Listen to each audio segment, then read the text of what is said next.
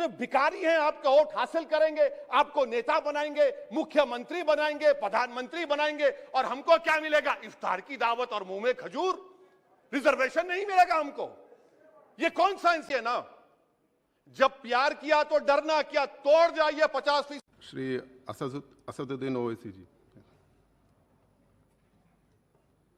मोहतरम जनाब चेयरमैन साहब, आपका बेहद शुक्रिया कि आपने मुझे एक अहम दस्तूरी तरमीमी बिल पर बोलने का मौका फराहम किया।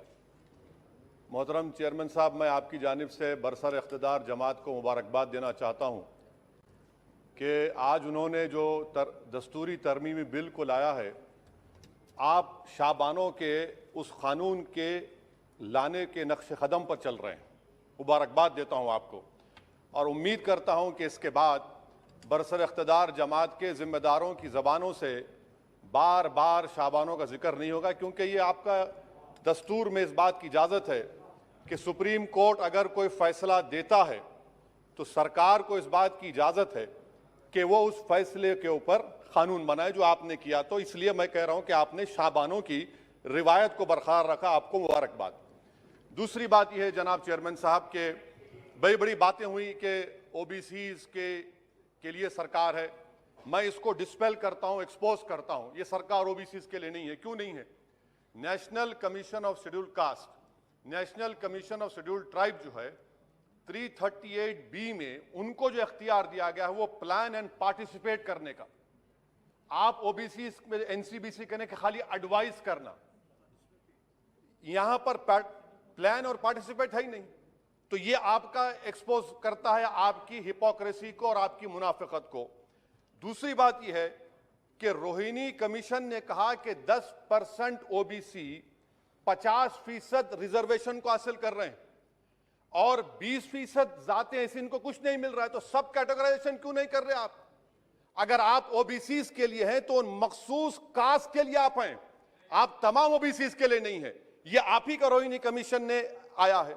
तो सब कैटेगराइजेशन आप करेंगे नहीं करेंगे? तीसरी बात यह है कि सर ये कैसा बात है कि अगर रियासत तेलंगाना में जो मुसलमानों की बैकवर्ड कास्ट है उनको रिजर्वेशन मिलता है मगर सेंट्रल लिस्ट में उसका जिक्र नहीं होता।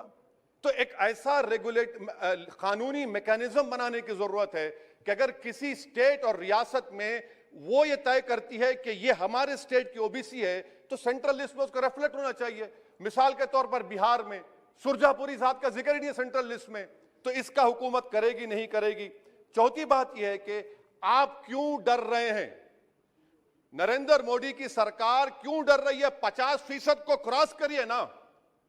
जब प्यार किया तो डरना क्या, तोड़ जाइए 50%, 27%। जो 20% है उनको 50%। तो आपकी मोहब्बत ओबीसी से नहीं है, आपकी मोहब्बत उनके वोट से है और आपका दिल उन 20% के लिए धड़कता है जिसके लिए आपने 50% तहफ़्फ़ुज़ रिजर्वेशन दी है। यह आपकी हकीकत है। पांचवी बात यह है स्पीकर साहब कि हम हुकूमत से मुतालबा कर रहे हैं कि प्रोएक्टिवली नरेंद्र मोदी की सरकार 50% सीलिंग को तोड़िए, निकलिए। आप क्यों नहीं करना चाहते? करने की जरूरत है। डेटा है, एम्पिरिकल एविडेंस है बैकवर्डनेस का। वो 50%, 27% कैसा दे रहे हैं, गलत है। छठी बात यह है कि सर ये एक सुनहरा मौका है कि आप इस तरह का कानून बनाइए, 50% लिमिट को क्रॉस करिए और ओबीसी समाज से सही मानों में इंसाफ करिए। सर एक और बात, आज ही के दिन 1950 10 अगस्त को प्रेसिडेंशियल ऑर्डर हमने निकाला था, बड़ा तारीखी दिन था जिसमें हमने शेड्यूल्ड कास्ट को रिजर्वेशन दिया। मेरा हुकूमत से मुतालबा है, मैंने कांग्रेस की हुकूमत थी वहां बैठता था मैं, आज यहां बैठकर भी तीसरी मर्तबा कह रहा हूं कि 1950 का प्रेसिडेंशियल ऑर्डर रिलीजन के बुनियाद पर बनाया गया जो राइट टू इक्वालिटी के खिलाफ है, जो राइट टू इक्वालिटी के खिलाफ है। एक सुनहरा मौका आपके पास आया है कि उसको रिलीजन न्यूट्रल करिए। जब शेड्यूल्ड कास्ट में हिंदू, बौद्ध और सिख आ सकते हैं तो दलित मुसलमान, दलित क्रिश्चियन क्यों नहीं आ सकते? सच्चर कमेटी गवर्नमेंट की कमेटी, उसमें जिक्र लिखा है। आप वो नहीं करना चाहते, आप नहीं करेंगे तो देख रहे उत्तर प्रदेश का अंसारी देख रहा है, उत्तर महाराष्ट्र के वो पसमानदा मुसलमान देख रहे हैं कि क्या तमाशा आप लोग करते हैं। यहां वहां चले जाते हैं, वहां के यहां आते हैं और हम लोग बीच में फंसे हुए रहते हैं। सर, छठी बात यह है, सातवीं बात यह है कि मैं हुकूमत से इस बात का मुतालबा कर रहा हूं कि 1950 प्रेसिडेंशियल ऑर्डर को रिलीजन न्यूट्रल किया जाए। अच्छा, ओबीसी की आपकी सरकार है, 89 सेक्रेटरीज हैं, कितनी ओबीसी है बताइए? 89 सेक्रेटरीज में 5 अगस्त 2009 को एक भी ओबीसी सेक्रेटरी नहीं था। एक शेड्यूल कास्ट और 3 एसटी थे। मुबारक हो आपको, आपकी मोहब्बत यह है, डेटा कह रहा है, मैं नहीं कह रहा हूं, आप मुझे झूठ साबित कर दीजिए। अच्छा, सेंट्रल यूनिवर्सिटी में सर, सेंट्रल यूनिवर्सिटी में 51.6% ओबीसी के पोस्ट वैकेंट हैं। इसीलिए मैंने कहा कि आपको उनके वोट से मोहब्बत है, उनको जमीन से आसमान पर उठाने से आपको कोई मोहब्बत नहीं है। यह हकीकत है सर। और सर, ये यहां पर बैठकर मैंने हमारे कांग्रेस के लीडर की तकरीर को सुना, शिवसेना वाले कह रहे हैं ओबीसी के पोस्ट वैकेंट हैं।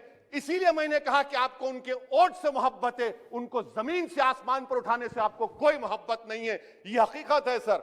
और सर, ये यहां पर बैठकर मैंने हमारे कांग्रेस के लीडर की तकरीर को सुना, शिवसेना वाले कह रहे हैं, एनसीपी वाले कह रहे हैं मराठा मराठा। भाई साहब, महमूदुर रहमान कमेटी की रिपोर्ट ने कहा था महाराष्ट्र में कि मुसलमान सोशली एजुकेशनल बैकवर्ड है, जो बॉम्बे की हाईकोर्ट ने उसको अपहेल्ड किया। और आप सिर्फ मराठाओं की बात करते हैं, मुसलमानों की बात क्यों नहीं करेंगे? वो 50 कास्ट जो मुसलमानों की बैकवर्ड है महाराष्ट्र में, वो देख रही है आपके इस तमाशे को और आपको एक्सपोज करके रहेगी। आप उनकी बात ही नहीं करते। मराठाओं को जरूर दीजिए, मगर आपके इस बड़े दिल में क्या उन गरीब मुसलमानों के लिए धड़कता हुआ दिल नहीं है कि हम सिर्फ भिखारी हैं, आपका वोट हासिल करेंगे, आपको नेता बनाएंगे, मुख्यमंत्री बनाएंगे, प्रधानमंत्री बनाएंगे, और हमको क्या मिलेगा? इफ्तार की दावत और मुंह में खजूर, रिजर्वेशन नहीं मिलेगा हमको। ये कौन सा इंसाफ है सर? इसीलिए ये इनकी मुनाफिकत है, इसीलिए हम हुकूमत से मुतालबा करते। अच्छा, हैरत की बात यह कि सुप्रीम कोर्ट के जिस फैसले को ओवरकम करने के लिए यहां पर यह बिल लाया गया, सुप्रीम कोर्ट ने कह दिया कि मराठाओं के बारे में सोशली एजुकेशनल बैकवर्डनेस नहीं दिख रहा है। आप कैसे दिखाएंगे बताइए? ये महाराष्ट्र के 50 मुसलमान बरादरियां देख रही हैं। इसीलिए हम हुकूमत से कहना चाहते हैं कि, और मोदी सरकार से, कि आप ओबीसी के अपलिफ्टमेंट के लिए नहीं हैं, आप मजलूम के साथ नहीं हैं, आप कमजोर के साथ नहीं हैं, आप बेरोजगार के साथ नहीं है। हां, एक हकीकत है, आप ताकतवर के साथ थे और ताकतवर के साथ रहेंगे। आपको वोट की जरूरत है, ओबीसी और वो जो मुसलमान बरादरियां नीचे, उनको उठाने की जरूरत नहीं है। स्पीकर साहब, यह बिल यकीनन अच्छा है, मैं इसकी तायीद करता हूं। और गालिब ने बड़ा खूब कहा था कि यह जो तमाशा मैं देखता हूं कि बजीचे अतफाल है, दुनिया मेरे आगे, होता है सब शब रोज, तमाशा मेरे आगे। शुक्रिया सर।